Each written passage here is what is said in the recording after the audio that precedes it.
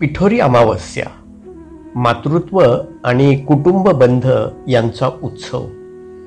भारतीय संस्कृतीत प्रत्येक सणाला एक वेगळं महत्त्व आहे. भाद्रपद कृष्ण अमावस्येला येणारा पिठोरी अमावस्या हा तसा कमी परिचित पण अत्यंत अर्थपूर्ण सण आहे. या दिवशी विशेषतः स्त्रिया आपली संतती सुखी, निरोगी आणि दीर्घायुषी व्हावी या इच्छेनं उपवास आणि पूजन करतात. या दिवसाचं नावच त्याच्या स्वरूपाचं दर्शन घडवतं. पिठोरी म्हणजे पिठापासून बनवलेलं प्रतीक. या दिवशी प्रथेप्रमाणे काही कुटुंबातील स्त्रिया गव्हाच्या किंवा तांदळाच्या पिठापासून घडवलेल्या मूर्तीचं किंवा प्रतिमेचं पूजन करतात. पिठोरीच्या या मूर्तीमध्ये किंवा प्रतिमेमध्ये विविध देवता, माता, नैसर्गिक शक्ती आणि कधीकधी प्राणी पक्ष्यांची प्रतीकही असतात. त्यामागे संपूर्ण विश्व आणि त्यातील सर्व शक्तींना वंदन करून आपली संतती आणि कुटुंब सुरक्षित राहावं अशीच कल्पना असते. कुटुंबातील प्रमुख गृहिणी ही पूजा करते. प्रतिमा किंवा मूर्तीला विविध फुलांच्या आणि हळद कुंकू लावलेल्या कापसाच्या माळा आणि फळं अर्पण केली जातात. गुळ खोबऱ्याचा आणि कुटुंबातील प्रथेप्रमाणे पुरण किंवा गोड पदार्थाचा नैवेद्य दाखवला जातो. त्यावेळी कुटुंबातील सारेजण तिथे उपस्थित असतात. ती गृहिणी हातात दिवा लावलेलं तबक घेऊन तिथे उपस्थित असलेल्या एकेकाला अतीत कोण असा प्रश्न विचारते. प्रत्येकजण एक एक करून आपल्या नावाचा उच्चार करतो.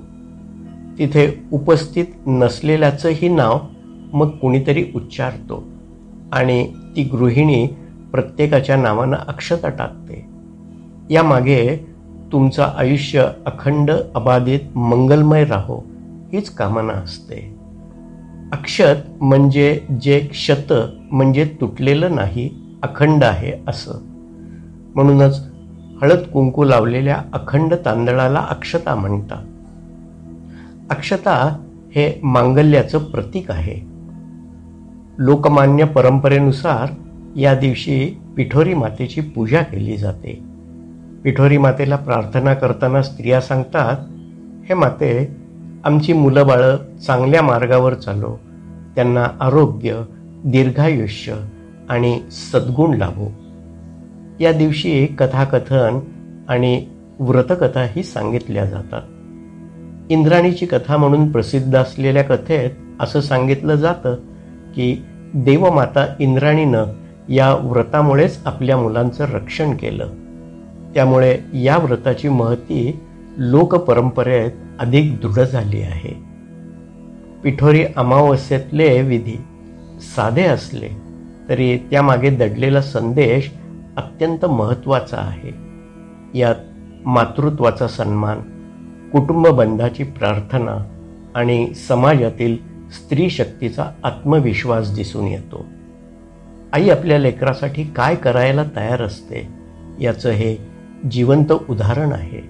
आजच्या धावपळीच्या यांत्रिक जगात हे व्रत आपल्याला एक गोष्ट शिकवतं. ती म्हणजे कुटुंबासाठी प्रार्थना करण्याचं, मुलांच्या कल्याणासाठी श्रद्धा ठेवण्याचं आणि जीवनातील मूल्यांना जोपासण्याचं महत्त्व. म्हणूनच विस्कळीत होत असलेली समाजरचना, अशांततेचं तांडव असलेल्या आजच्या काळात आपण आपल्या प्रथांकडे, सणांकडे अतिशय डोळसपणाने पाहण्याची गरज आहे. शब्द आणि सादरीकरण अनिल खडके.